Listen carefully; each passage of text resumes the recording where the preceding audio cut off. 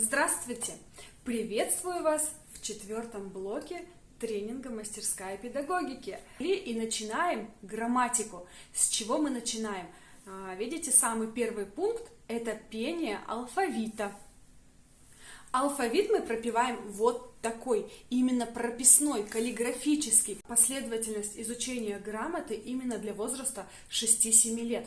И вы сразу даете им все 5 гласных, которые дают твердость. И порой родители говорят: а зачем нам изучать заново буквы, если ребенок уже читает? Поверьте, нужно изучать, потому что не все знают, что есть звонкие, глухие, парные, что есть твердые, мягкие, что есть гласные, которые имеют 2 звука. Вот. Даже если ребенок умеет читать, но вот этих правил он не знает. И именно для этого мы изучаем весь алфавит, даже если ребенок умеет читать. Открываем первую страницу в лисенке, это первая часть. Здесь у нас есть алфавит такой не раскрашенный, а сверху раскрашенный. То есть точно такой же, как вот здесь. И точно такой же алфавит должен висеть у вас на доске. Вот это что за буква?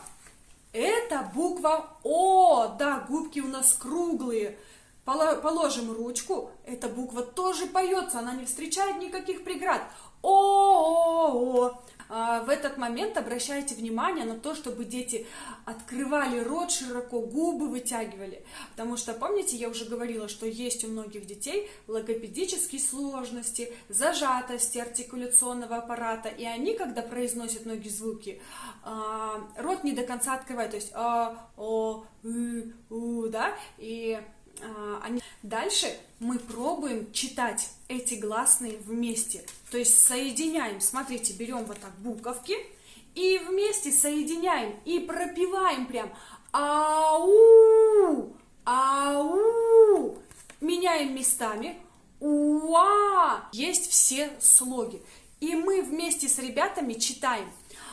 Читать нужно это с теми детьми, кто не умеет читать. Если ребенок умеет уже читать вовсю, то нет смысла, конечно же, читать эти слоги. В день мы пишем обязательно 5 строчек печатными буквами, 4 строчки прописными буквами. То есть записываем мы эти буквы. Вы, точнее, записывайте. Видите, я вот здесь ручкой синей записала А, О, У, И, Э. Кстати, я красную пасту совсем не использую. Я использую либо синюю, либо зеленую пасту. Получается, вы смотрите, изучили гласные, дающие твердость, прочитали их и написали печатными буквами. То есть уже грамматика, каллиграфия и чтение.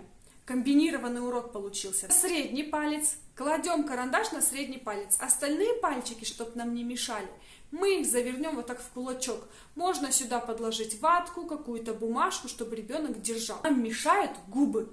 Они соединяются, да, вот б. То есть мы не можем пропеть, потому что нам мешают губы. А когда я записывала видеоурок, до этого момента я всегда думала, чтобы научить ребенка каллиграфически правильно писать, нужно подходить к нему, показывать его рукой, как надо писать, поправлять.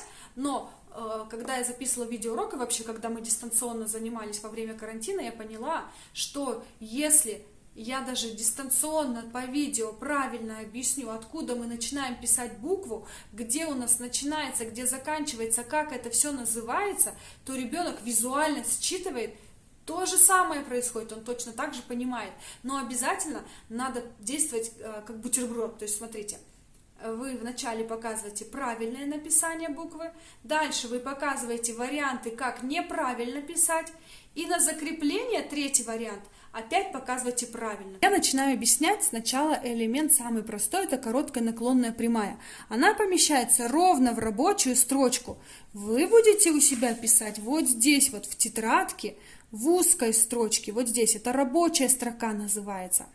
Длинная наклонная прямая с закруглением вправо, длинная наклонная прямая с закруглением влево, С, О, дальше у нас идет И, сколько ему осталось.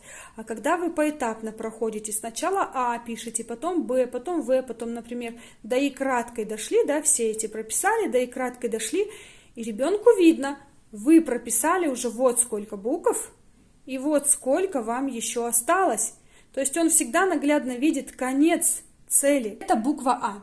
Вы показываете правильный вариант. Дальше, ребят, но есть ошибка. Если мы напишем, вот здесь вот вроде правильно начнем, чуть выше нижней рабочей строчки, закругляем, ведем вверх до серединки, а тут раз и закруглили. Гора у нас круглая получилась.